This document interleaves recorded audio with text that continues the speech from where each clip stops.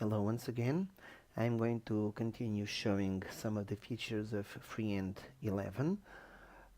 Let me start by creating something, a curve. It could be something like this. Okay. And now I'm going to enlarge this. And in Freehand we could add as many strokes as we would like to any shape, and also as many fills as you would like. In this case, this is an open curve, it's not closed, so fill will not be effective here. I'm going to start by showing the stroke. Of course, we could set the color to whatever we wanted. I'm going to create a red, kind of a red color. So no, I'm going to take it here. So this line, why is it taking so long? Okay. This line is now kind of orangey red, and I will set it to 12 points, a little more, 20. We could also decide how the caps would be, of course. The joints, in this case, it doesn't have any corners, so we could also decide what type of corners. We could decide what type of dash and arrow lines. We will see that in a while. And now I would like to add another stroke. I'm going to make this one even thicker, so 30. And now I'm going to add another stroke, and this one will be, let's make it green.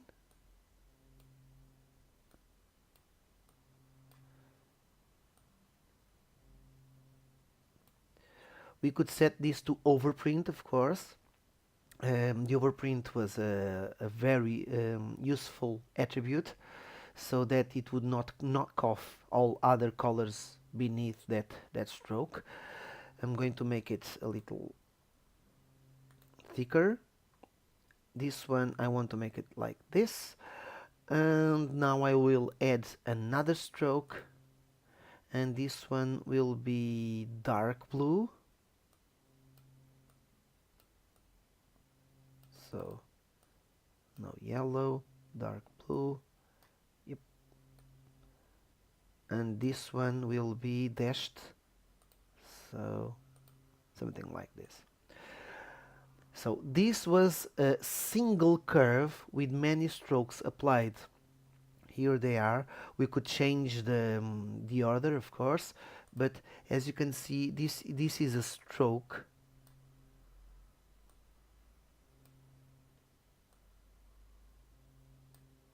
Sorry. This is a editable stroke, quite easy. And of course we could change the types of strokes. Instead of a basic, we could, for instance, the last one, instead of being a basic stroke, we could be a brush. It could be kind of a brush. It would be several types. I want to make it smaller, sorry, 50. Yep, something like this. Or instead of this, let's see, chain or a confetti. I don't really remember what the options were. So options, yeah, new, remove, duplicate, yeah. Instead of a brush, we could set it to calligraphic.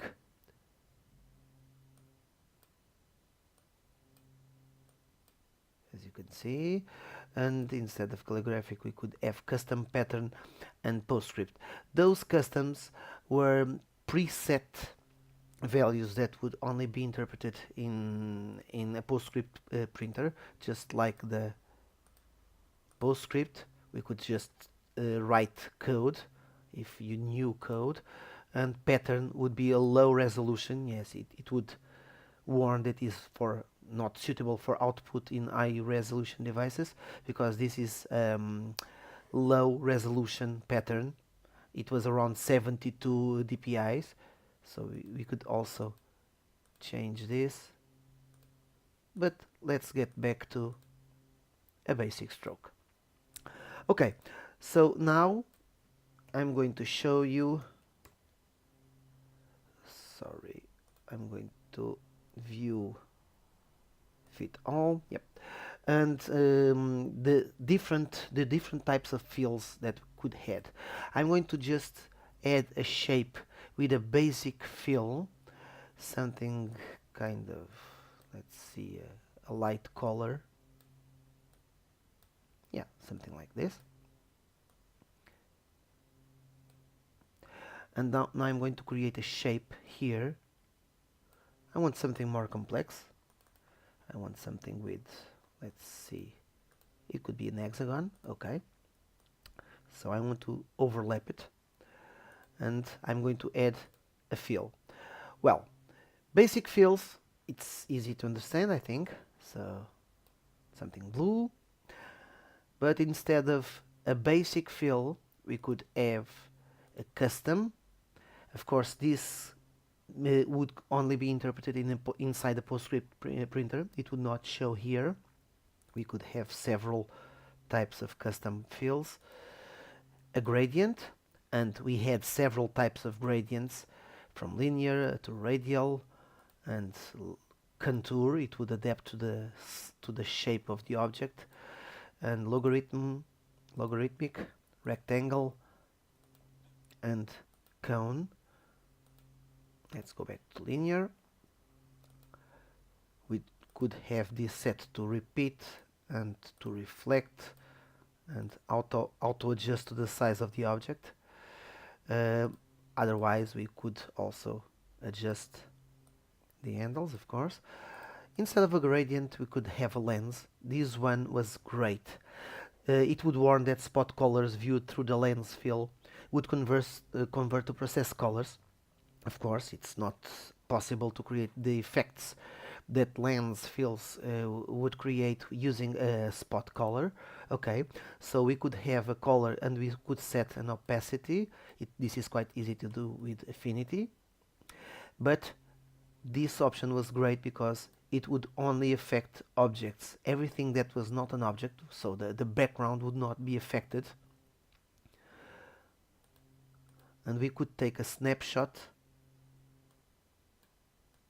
and then move that to another place. And if we need to adjust the snapshot, we just turn this off and on again, and then we would have that snapshot. So let's go back to here. I'm going to turn this off, and instead of transparency, we could have a magnify, and the magnify would be great. Let's just set the center point to here. This would be great to highlight a detail. We could set the zoom factor, and if we would not have a center point, it would use the center of the object itself to create a magnify. But of course we could just set this here and have a center point, and then just drag the center point to whatever we want to magnify. And instead of magnify, we could have an invert, and of course objects only, and we could have a snapshot. Instead of an invert, we could have a lighten, and it would just make things lighter. And of course objects only would work perfectly. Darken, with objects only that would be darkened. And monochrome would create a grayscale version of whatever was beneath the object. So this is the lens fill. And then pattern, PostScript, and textured would be something that would only be able to be interpreted in PostScript, and the pattern would be low resolution, of course. And now tiled was amazing. Let's start with something like, I'm going to make it 4 rotations. Okay, nice. And now I'm going to set this to a stroke of 2 points, and let's make it, for instance, red. And now I'm going to cut this. I could just copy, but I'm going to cut because I don't want it here anymore. And now I'm going to set this to a fill of tiled and paste in. Here are all the spirals that I created. We could adjust the angle. We could adjust the size. Let's just make it 75% by 75%. It will be smaller. And we could just pan this around. And of course, if you want some extra space, we should create invisible triangle around the spiral and also select that and copy this or cut that and then paste in. So this was an amazing fill, and like I said before, we could add several fills. So since the spiral has no background, it's transparent. So I could add another fill, and in this case I want the fill to be below that one, and instead of black I could set it to green, for instance, and then I would have a green fill with the spirals, with a tiled fill on top. Or instead of a basic I could have a gradient, or I could have a lens, and the lens could be set to magnify. So this would all work in the same way. I'm going to add another fill on top, and that fill would be a gradient, and I want, no, the gradient would be here. So I have a gradient and I have a lens that would be something like transparency, and set it to green. So now I have several fills in the same object, and this is something that I think I can't do easily in Affinity, and this is excellent. It gives me so much power. This is just to add an effect, so I could add bend, do it, expand path, rect. I didn't work with this, so we have several effects in Affinity. We can, let's see, for instance, I would like to have a Gaussian blur, so you could have a blur effect. Let me just increase this. We could have a basic blur. I want this to be on top, so it will blur everything, but not the stroke.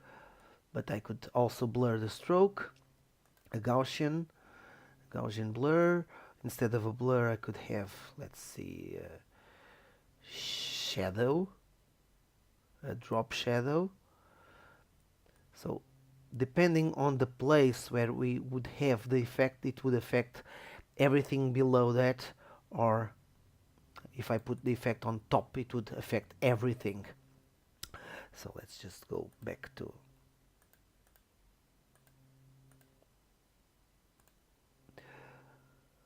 and we could set it to knock out. It would remove the color from beneath. Let's see how much I want the blur to happen. I could have angles. I could make it further apart, and the transparency.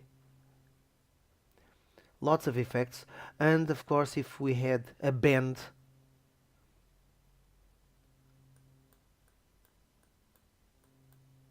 this would be an effect applied to the curve. I don't want the bend.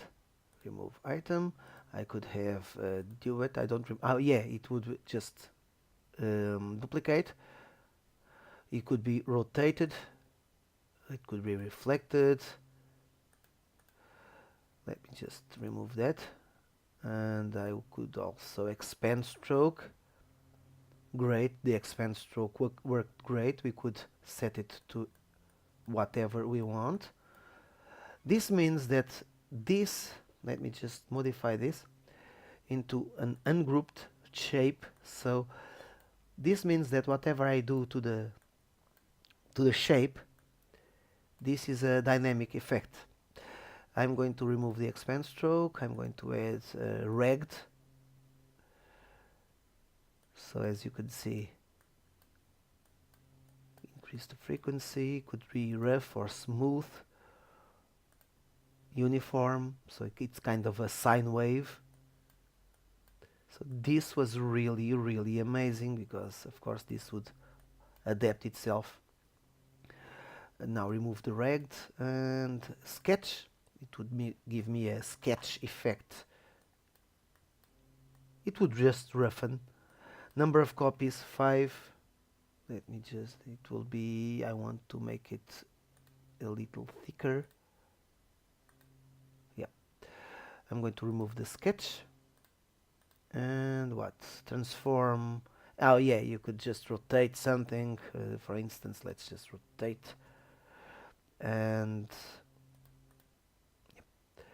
we could just pan around and center at another point. Number of copies, let's see, 5. Yep.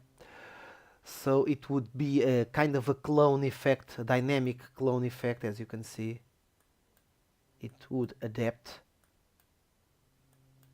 and of course you could change the center. It would turn around this point. Really nice. So just by adjusting the stroke and fill in freehand, we could have lots of very powerful and advanced effects. I will create a few more videos. I think I will finish this one for now. It's quite, I think it's quite explanatory about the powerful capabilities of strokes and fills inside cinema. Sorry, I usually do I do movies for Cinema 4D tutorials, so I'm very used to say Cinema 4D, but no, this is for freehand, and I will just finish this movie for now. Okay, so bye bye.